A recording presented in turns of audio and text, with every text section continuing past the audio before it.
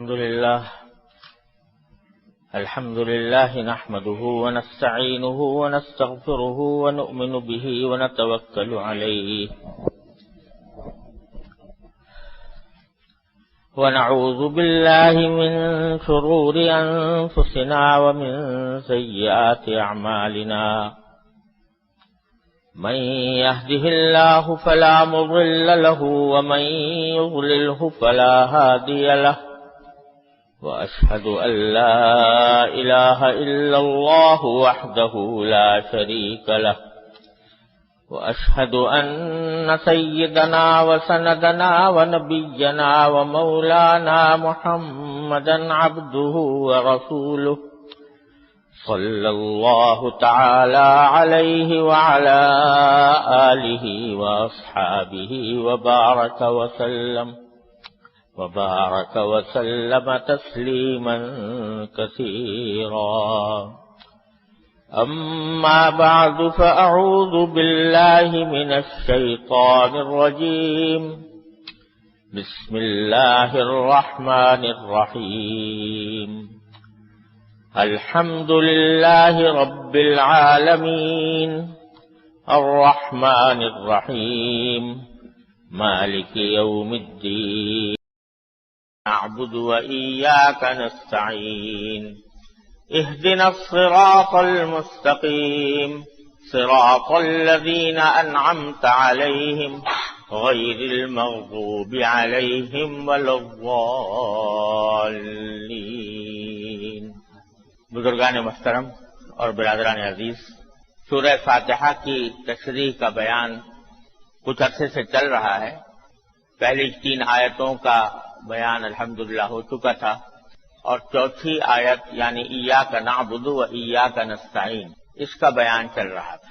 ایاک نعبد جس کے معنی یہ ہے کہ اے اللہ ہم آپ ہی کی عبادت کرتے ہیں، کسی اور کی نہیں. اور پچھلے جمعہ میں نے عرض کیا تھا کہ اس میں یہ بات بھی داخل ہے کہ اللہ تبارک و تعالی کے سوا کسی کو بھی انسان واجب الاطاعت نہ سمجھے. اطاعت واجب ہے تو اللہ تبارک و تعالی کی. ہاں، جن لوگوں کی اطاعت کا حکم خود اللہ تبارک و تعالی نے دے دیا ان کی اطاعت اللہ کی اطاعت ہے، جیسے نبی کریم سرور دو عالم محمد مصطفیٰ صلی اللہ علیہ وسلم کی اطاعت کا بھی اللہ تبارک و تعالی نے حکم دیا. اطیعوا اللہ و اطیعوا الرسول، اللہ کی بھی اطاعت کرو اور اللہ کے رسول صلی اللہ علیہ وسلم کی بھی اطاعت کرو. تو در حقیقت نبی کریم سرور دو عالم صلی اللہ علیہ وسلم کی اطاعت بھی اللہ تبارک و تعالی کی اطاعت. لیکن اسی طرح والدین کی اطاعت کا بھی حکم دیا، وہ بھی اللہ نے دیا. لیکن والدین کی ہو یا کسی حاکم کی ہو، یہ اطاعت اسی وقت تک ہے جب تک کہ وہ اللہ اور اللہ کے رسول صلی اللہ علیہ وسلم کے حکم کے خلاف کوئی بات نہ کہیں. اس کے خلاف کوئی بات کہیں تو ان کی اطاعت نہیں، پھر اللہ ہی کی اطاعت. یہ ساری باتیں ایاک نعبد کے اندر داخل ہیں. اور اسی میں یہ بات بھی داخل ہے کہ میں اپنی پوری زندگی میں اے اللہ آپ کے احکام کے مطابق زندگی گزارنے کی کوشش کروں گا. جن کاموں کا آپ نے حکم دیا ہے وہ بجا لاؤں گا اور جن چیزوں سے روکا ہے ان سے رکوں گا.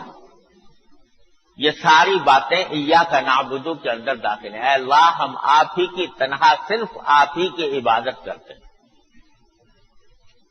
پھر اگلا جملہ جو اللہ تبارک و تعالی نے فرمایا وہ بڑا معنی خیز ہے اور وہ ہمارے لیے بہت بڑا عظیم سبق ہے کہ ایاک نستعین، اے اللہ ہم آپ ہی سے مدد مانگتے ہیں.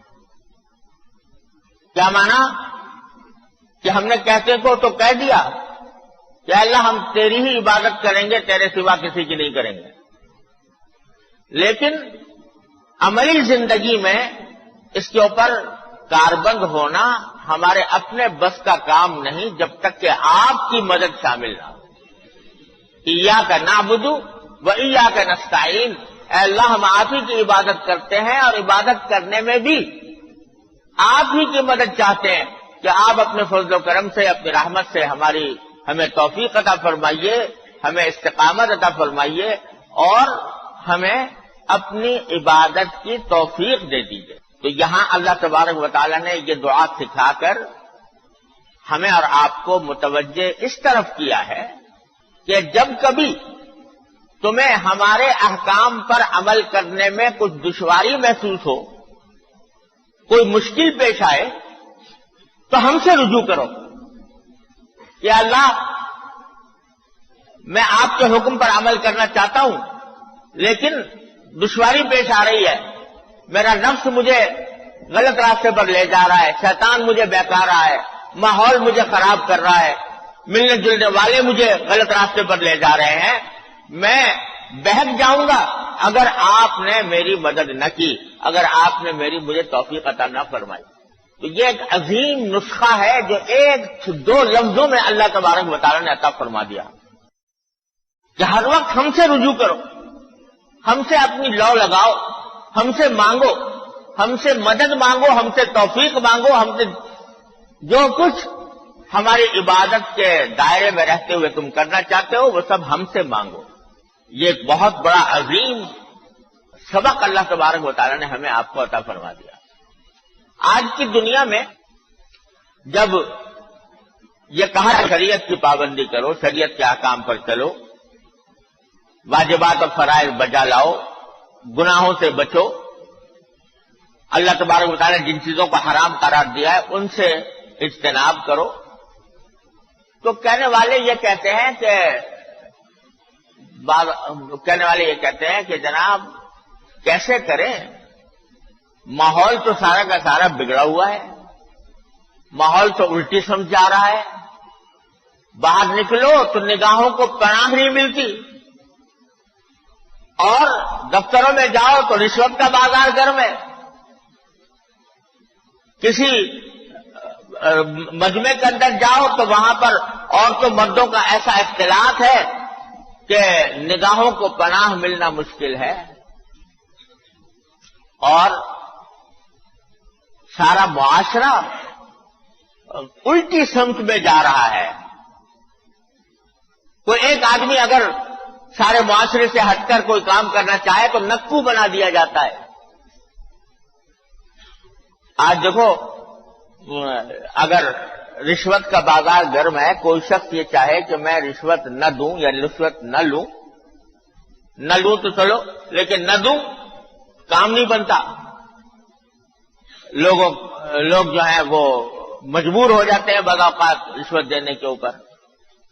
سود کا کو شیر مادر سمجھا ہوا ہے، پورے بازار سود کے کاروبار سے بھرا ہوا ہے، ناجائز معاملات دن رات ہو رہے ہیں، حلال و حرام کی فکر نہیں ہے، ایک ماحول پورا غلط سمت میں جا رہا ہے۔ تو یا اللہ میں تنہا اس میں اکیلا اس ماحول میں کیا کرتا ہوں، کیا کروں، کیسے چلوں، شریعت کے احکام پر کیسے عمل کروں؟ تو میرے شیخ حضرت عارفی قدس اللہ تعالیٰ سرہ، اللہ تعالیٰ ان کے درجات بلند فرمائے، وہ فرمایا کرتے تھے کہ ذرا تصور کرو کہ میدان حشر میں کھڑے ہو اللہ تبارک و تعالیٰ کے سامنے، اور اللہ تبارک و تعالیٰ تم سے تمہارے اعمال کی باز پرس فرما رہے ہیں، پوچھ رہے ہیں کہ تم نے یہ گناہ کیوں کیا تھا، یہ گناہ کیوں کیا تھا، یہ گناہ کیوں کیا تھا، ہماری نافرمانی کیوں کی تھی؟ آپ اس کے جواب میں کہتے ہو کہ یا اللہ میں کیا کرتا، آپ نے پیدا ہی ایسے زمانے میں کیا تھا جس میں چاروں طرف معصیتوں کا، گناہوں کا بازار گرم تھا، ماحول خراب تھا، کہیں بھی جاتا تو دین پر چلنا مشکل ہو رہا تھا، تو ایسے زمانے میں آپ نے پیدا کیا، میں مجبور ہو گیا، گناہ میں مبتلا ہو گیا۔ آپ یہ جواب دو اللہ تبارک و تعالیٰ کو۔ اگر اللہ تبارک و تعالیٰ اس کے جواب میں تم سے یہ کہے کہ اگر تمہیں مشکل ہو رہا تھا، ماحول کے خلاف چلنا مشکل لگ رہا تھا، تو ہم سے کیوں رجوع نہیں کیا، ہم سے کیوں نہیں مانگا؟ ہم نے تو پورا قرآن میں جگہ جگہ کہا ان اللہ علی کل شیء قدیر، اللہ تبارک و تعالیٰ ہر چیز پر قادر ہے، اور تم نے بھی ایمان لائے تھے اس بات پر کہ اللہ تعالیٰ ہر چیز پر قادر ہے، اور تم یہ ہر نماز کے اندر کہتے بھی تھے کہ ایاک نعبد و ایاک نستعین، تو یہ بتاؤ کہ جب تمہیں مشکل پیش آ رہی تھی تو ہم سے رجوع کر کے کیوں نہیں مانگا کہ یا اللہ میرے لیے مشکل ہو رہا ہے، ماحول خراب ہے، زمانہ پلٹ چکا ہے، اس ماحول اس زمانے میں میرے لیے دین پر چلنا مشکل ہو رہا ہے، یا اللہ مجھے اپنی رحمت سے توفیق دے دیجئے اور میری مدد فرمائیے کہ میں آپ کے بتائے ہوئے طریقے کے مطابق زندگی گزاروں۔ ہم سے کیوں نہیں مانگا؟ بتاؤ اس کا کیا جواب ہے؟ کہ کوئی جواب نہیں۔ اللہ تبارک و تعالیٰ تو ہر روز ہر نماز میں سورہ فاتحہ تم سے پڑھوائی تھی، ہر نماز میں ہر رکعت میں۔ تم یہ کہتے تھے کہ ایاک نعبد و ایاک نستعین، لیکن عمل کیوں نہیں کیا اس کے اوپر کہ مانگتے اللہ تبارک و تعالیٰ سے، یا اللہ مجھ سے نہیں ہو رہا، آپ مجھے توفیق دیجئے۔ اللہ تبارک و تعالیٰ سے یہ ناز کے ساتھ اللہ تبارک و تعالیٰ کی رحمت پر، اس کی قدرت پر ایمان رکھتے ہوئے مانگو اللہ تعالیٰ سے کہ یا اللہ یہ کام مجھے، میں پھنس گیا ہوں سود میں، سود کے کاروبار میں، یا اللہ مجھے نکال دیجیے، میں پھنس گیا ہوں فلاں گناہ میں، یا اللہ مجھے سے نکال دیجیے۔ مانگتے رہو، مسلسل مانگو اللہ تبارک و تعالیٰ سے۔ اور میرے حضرت تو یہاں تک فرماتے تھے کہ اللہ تعالیٰ سے، اللہ تعالیٰ جو ہیں وہ بڑے رحیم و کریم ہیں، ماں باپ سے زیادہ شفقت کرنے والے ہیں، تو ان سے بے تکلفی سے مانگو کہ یا اللہ یا تو مجھے توفیق دے دیجئے، نہیں تو مجھ سے آخرت میں مواخذہ نہ فرمائیے گا، آخرت میں مجھے میری پکڑ نہ فرمائیے گا، میں تو آپ کے حوالے کر رہا ہوں اپنا کام، اپنا معاملہ، میری حالت درست کر دیجئے، اور ورنہ پھر آخرت میں مجھ سے مواخذہ نہ فرمائیے گا، آخرت میں میری پکڑ نہ فرمائیے گا۔ مانگو یہ اللہ تعالیٰ۔ لوگ اس کو معمولی بات سمجھ کر نظر انداز کر دیتے ہیں، لیکن سچی بات یہ ہے کہ یہ بہت عظیم راستہ ہے اپنی اصلاح کا، کہ آدمی ہر روز بلا ناغہ اللہ تبارک و تعالیٰ سے لڑ کر ناز کے ساتھ اللہ تبارک و تعالیٰ سے مانگے۔ حدیث میں نبی کریم سرور دو عالم صلی اللہ علیہ وسلم یہ دعا تلقین فرمائی، سرکار دو عالم صلی اللہ علیہ وسلم نے کہ قربان جائیں کوئی رات کوئی چیز چھوڑی نہیں ہمارے لیے، دعائیں تلقین فرمائی، اللہم ان قلوبنا ونواسینا وجوارحنا بیدک لم تملکنا منها شیئا فاذا فعلت ذلك بنا فکن انت ولینا واہدنا الی سواء السبیل۔ کیا دعا ہے؟ یا اللہ ہمارے دل بھی آپ کے ہاتھ قبضے میں ہیں، ہمارے اعضاء و جوارح بھی آپ کے قبضے میں ہیں، اور ہم ان میں سے کسی چیز کے مالک نہیں ہیں، مالک آپ ہی ہیں ہر ایک سے۔ تو جب آپ نے یہ ساری چیزیں اپنے قبضے میں رکھی ہوئی ہیں تو اے اللہ اپنے فضل و کرم سے آپ ہی ان کے رکھوالے بن جائیے اور ان کو سیدھے راستے پر ڈال دیجیے۔ یہ مانگو اللہ تبارک و تعالیٰ۔ اللہم، ایک اور دعا فرمائی آپ نے، اللہم انک سألتنا من انفسنا ما لا نملک الا بک فاعطنا منها ما یرضیک عنا۔ کہ اللہ آپ نے ہم سے وہ باتیں مانگی ہیں، یعنی ہم سے وہ مطالبے کیے ہیں جن پر ہم عمل آپ کی توفیق کے بغیر نہیں کر سکتے، لہذا ہمیں وہ دے دیجئے، وہ چیزیں دے دیجئے جو آپ کو راضی کرنے والی۔ جو شخص روز باقاعدہ اللہ تبارک و تعالیٰ سے یہ مانگتا ہو، اللہ تبارک، اور اپنی سی کوشش بھی کرے، صرف دعا کرنے کا معنی یہ نہیں ہوتے کہ آدمی دعا تو کر رہا ہے اور کوشش چھوڑ دے۔ اللہ تعالیٰ نے ہر چیز میں یہ حکم دیا ہے کہ اپنی سی کوشش پوری کرو اور پھر اللہ ہم سے دعا مانگو، کوشش بھی کرے اور ساتھ میں اللہ تبارک و تعالیٰ سے مانگے بھی، تو اس کے بعد ممکن نہیں ہے کہ اللہ تعالیٰ اس کو عذاب دے، یا تو اس کو بچا لے گا اور کم از کم مغفرت فرما دے گا آخرت میں، جس شخص کا تعلق اللہ تبارک و تعالیٰ سے اس طرح جڑا ہوا ہو۔ میں آپ کو ایک واقعہ سناتا ہوں جو خود میرے ساتھ پیش آیا، کہ آج سے 20-25 سال پہلے کی بات ہے، جرمنی سے میرے پاس ایک خط آیا، ایک صاحب کا جو پاکستانی تھے اور جا کر جرمنی میں مقیم ہو گئے. نام بھی مجھے ان کا یاد ہے، عبداللطیف نام تھا. خط یہ آیا کہ میں پاکستان سے روزگار کی تلاش میں جرمنی آ گیا تھا، اور اس وقت نہ کوئی دین کا خیال تھا، نہ کوئی فکر تھی، نہ نماز، نہ روزہ، نہ کچھ. بس پیٹ پالنے کی خاطر پاکستان چھوڑ کے چلا گیا، جرمنی میں جا کے مقیم ہو گیا. وہاں رہتے رہتے میری ایک لڑکی سے تعلقات ہو گئے جو جرمن لڑکی تھی، عیسائی تھی. ہوتے ہوتے تعلقات ایسے بڑھے کہ میں نے اس سے شادی کر لی. کچھ دین اسلام کی تو کوئی خاص فکر تھی نہیں، نہ نماز، نہ روزہ، نہ کچھ، لیکن شادی کر لی. شادی بھی ہو گئی، بے فکری سے وقت گزرتا رہا، بچے ہو گئے.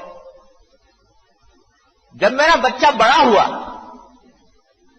اور پڑھنے کے لائق ہوا تو میں نے دیکھا کہ میری بیوی جو عیسائی ہے وہ میرے بچے کو عیسائی مذہب کی تعلیم دے رہی ہے.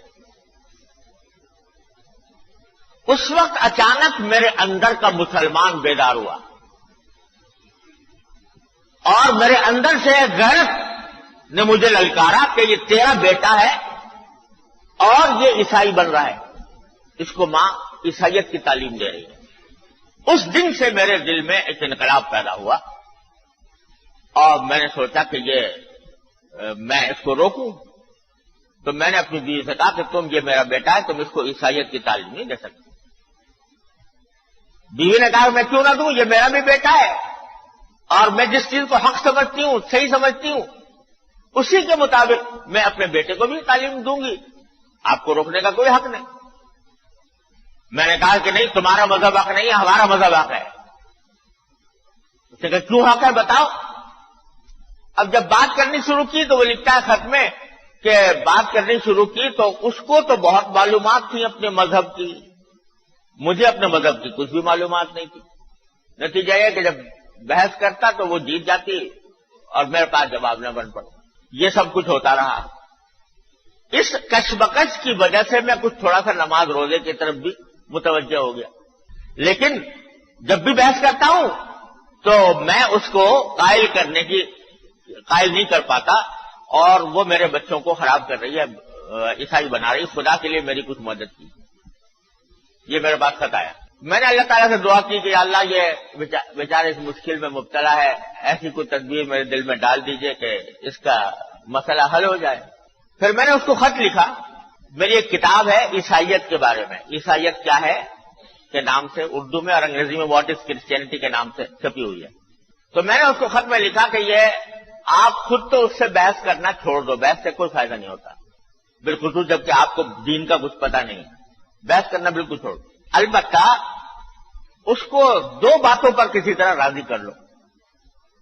ایک یہ کہ میں کتاب بھیج رہا ہوں، اس کا یہ مطالعہ کریں، اور دوسری بات یہ ہے کہ اس کو یہ کہو کہ تم بھی اللہ پر ایمان رکھتی ہو، میں بھی اللہ پر ایمان رکھتا ہوں، تو دعا کیا کرو، روز رات کو بیٹھ کے دعا کرو کہ یا اللہ اگر عیسائی مذہب برحق ہے تو میں عیسائی مذہب پر قائم رہوں، اور اگر دین اسلام برحق ہے تو یا اللہ میرے دل میں اس کی سچائی میرے دل میں ڈال دیجئے، مجھے اس کی حقانیت کا قائل کر دیجئے. یہ دعا کیا کرے روز رات کو بیٹھ کر، اس پر اس کو آمادہ کر لو. تھوڑے دن بعد اس کا خط آیا کہ وہ راضی ہو گئی ہے اور وہ آپ کی کتاب کا مطالعہ بھی کر رہی ہے اور ساتھ میں رات کے وقت میں وہ دعا بھی کرتی ہے. لیکن ابھی تک کوئی فرق نہیں آیا، جیسے تھی ویسی ہے، کوئی میدان پیدا نہیں ہوا اسلام کی طرف. میں نے دوبارہ خط لکھا اور کہا کہ آپ گھبراؤ نہیں، اس سے کہو کہ یہ کام کرتی رہے، چھوڑے نہیں. میں نے بھی اللہ تعالیٰ سے دعا کی کہ اللہ اس کو دل میں ڈال دیجئے. وہ کرتی رہی. تیسرا جو خط آیا اس میں اس نے یہ لکھا تھا کہ مولانا آپ نے اللہ تبارک و تعالیٰ کو دلیل سے پہچانا ہوگا، میں نے اللہ میاں کو آنکھوں سے دیکھ لیا. اور اس نے یہ لکھا کہ یہ کل کا واقعہ ہے کہ وہ لڑکی کسی یونیورسٹی کے اندر کوئی امتحان دے رہی تھی، تو اس امتحان کی وجہ سے یونیورسٹی اس کو جانا تھا، میں بھی اس کے ساتھ گیا ہوا تھا، ہم نے یونیورسٹی کا کام کیا، وہاں سے واپس آ رہے تھے، گاڑی وہ ڈرائیو کر رہی تھی، گاڑی ڈرائیو کرتے کرتے اچانک اس نے گاڑی ایک جگہ بائیں طرف کھڑی کر کے، کنارے کھڑی کر کے روک دی گاڑی اور اسٹیئرنگ کے اوپر منہ ڈال دیا، رونے لگی۔ میں سمجھا کہ خدا نہ کرے کوئی دل کی تکلیف ہوئی ہے، کوئی اس کو دورہ پڑا ہے جو اچانک اس نے گاڑی روکی ہے، رونے لگی۔ میں نے اس سے پوچھا کیا بات ہے، تو وہ اتنا رونا اس کو آ رہا تھا کہ وہ بول نہیں پا رہی تھی۔ تو میں نے اس سے پوچھا کہ بھئی کیا بات ہے، کیوں کوئی تکلیف ہے، کوئی پریشانی ہے؟ تو اس نے روتے روتے مشکل سے یہ جملہ ادا کیا، نہیں مجھے کوئی تکلیف نہیں ہے، بس مجھے کسی جگہ لے جا کر مجھے مسلمان کر لو۔ مجھے اپنے کانوں پر یقین نہیں آیا کہ یہ وہی عورت ہے جو مجھ سے بحث کیا کرتی تھی اور آج یہ کہہ رہی ہے کہ مجھے لے جا کر مسلمان کر لو۔ تو میں اس کو فوراً میں نے گاڑی سنبھالی اور اس کو ڈرائیو کر کے جو قریب ترین اسلامی سینٹر تھا وہاں اس کو لے گیا، اس کو کلمہ پڑھایا اور اس دین کی بات سمجھائی، مسلمان ہوئی الحمدللہ۔ آج ہم رات کو واپس آئے اور رمضان کے دن تھے، تو کہا کہ آج ہم شہری میں دونوں اٹھے ہوئے ہیں اور پہلا دن ہے کہ ہم دونوں روزہ رکھ رہے ہیں اور اس میں آپ کو خط لکھ رہے ہیں۔ تو ایک خط اس کا تھا، دوسرا خط اس عورت کا تھا میرے نام، اور اس نے لکھا تھا کہ میں آپ کی شکر گزار ہوں کہ آپ نے مجھے ایک ایسا طریقہ بتایا جس نے میرے اوپر حق کا راستہ کھول دیا، اور اب بتائیے کہ میں کس طرح آگے کس طرح چلوں۔ یہ واقعہ خود میرے ساتھ پیش آیا ہوا ہے۔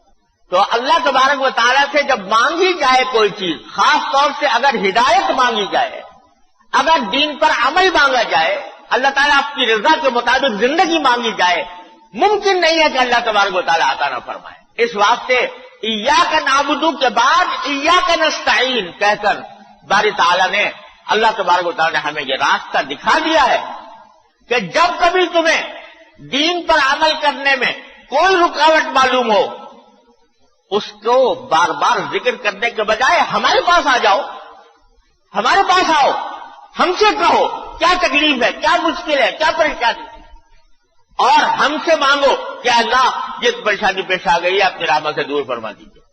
یہ مانا ہے ایاک نعبد و ایاک نستعین کہ اللہ ہم آپ کی عبادت کرتے ہیں اور آج ہی سے مدد چاہتے ہیں۔